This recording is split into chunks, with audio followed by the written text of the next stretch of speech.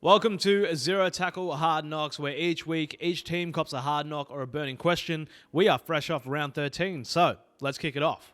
Jordan Rapana will be incredibly hard to replace. Rapana has earned his fair share of doubters over the years. There is little doubt that some of his consistency and, let's call it, hot-headedness on the field has led to his career maybe being held short of the level it should have been at. But he is all energy, holds this never-say-die attitude, and for all his faults, exceptionally experienced. It's not clear when the New Zealand representative will hang up the boots, but playing alongside a young Canberra backline, the Raiders would like it to be kicked down the road just a little bit first. Reid Marnie's new attitude is exactly what the Bulldogs need. You would absolutely swear Reid Marnie has spent most of the offseason learning off Josh Reynolds of the Bulldogs. He's been involved in more spats this year than any player, and yet it's clear that most of them have been caused by Marnie simply getting under the skin of his opposition. Jacob Saifidi was the latest victim after he headbutted Marnie on Friday evening. Combined with other changes at the Bulldogs, the blue and white are now well in the mix for the finals, and their 32-2 win over Newcastle will do no harm. Our two losses in a row are cause for concern. The Sharks were the best side in the competition over the first 10 weeks or so this year. They capped that run by knocking the Doubters and beating two genuine top 8 sides, but then they were hammered against the Panthers before being knocked over by the battling Eels on Saturday. And yes, they were missing Origin players, but it's defence which is the main issue.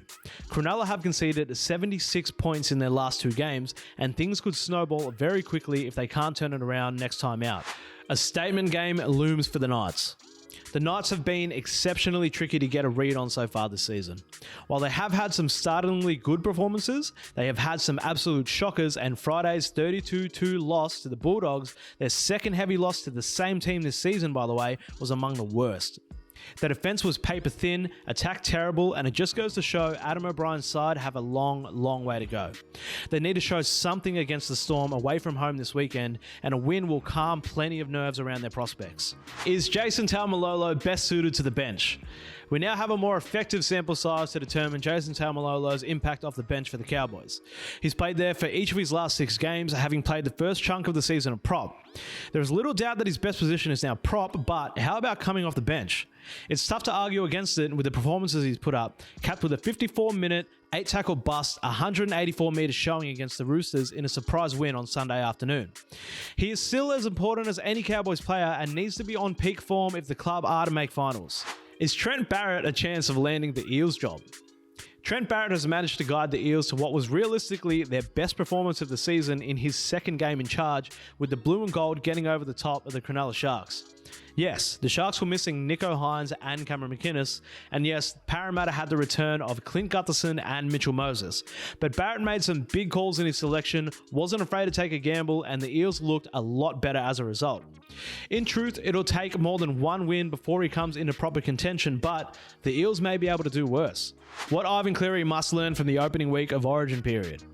Penrith Panthers coach Ivan Cleary described the Origin period just a week before it got underway as a fun time. And whether it was sarcasm or not, the Panthers have had success during this period in recent seasons, with numerous players being selected for State of Origin. But the club are not quite on the level they once were through the grades. That much was evident on Saturday in their second half fade out against the Dragons. This will be a tough couple of months for Penrith, but team selection, like Riley Price being left out on Saturday, will be critical to getting towards the end of the period unscathed. How bright is the Dragons' future? The Dragons were forced, and in some ways not forced, to show a glimpse of their future over the weekend during a come-from-behind win over the Panthers.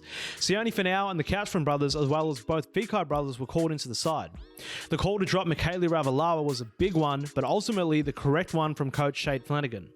The Fekai brothers are yet to be re-signed, but there is no doubt that Finau and the Couchman brothers should form a big part of the Red V's plans moving forward. Can the Roosters replace Joseph Manu in 2025? The Roosters are preparing to lose a number of players ahead of their 2025 campaign, but it's clear none of them will have their impact more profoundly felt than Joseph Manu. Off to overseas rugby union, the centre is consistently among the Roosters' best, while also filling gaps at 5'8" and fullback where needed. He's one of those players that will just be impossible to replace. His skill and talent mean it doesn't matter who the Roosters put in his place, it just won't be the same. Should the Dolphins fight harder to retain Ewan Aitken? News broke late last week that the Dolphins were only willing to offer Ewan Aitken a single added year to his deal, which expires at the end of 2024. That's left the Rabbitohs in pole position to secure his services in what would be a fantastic pickup. Able to play at centre or second rower, Aitken is ultra consistent, defends strongly, and is the sort of player every team would love to have. Why the Dolphins don't want to offer him longer to lock him up is anyone's guess. And the last hard knock is for the match review committee. Seriously, how does an intentional headbutt get away with a fine? How does one hip drop tackle exactly the same as another get a different penalty? How does a big high shot get away with a suspension? Consistency is a buzzword in the NRL, but it seems like week after week there are more questions than answers on the charge sheets released by the MRC. Those are our hard knocks and burning questions leading into round 14. Are we right? Are we wrong? Are we asking the right questions? Let us know what you think in the comments. Hit the subscribe button and catch all the latest NRL news at zerotackle.com, the #1 NRL independent news source.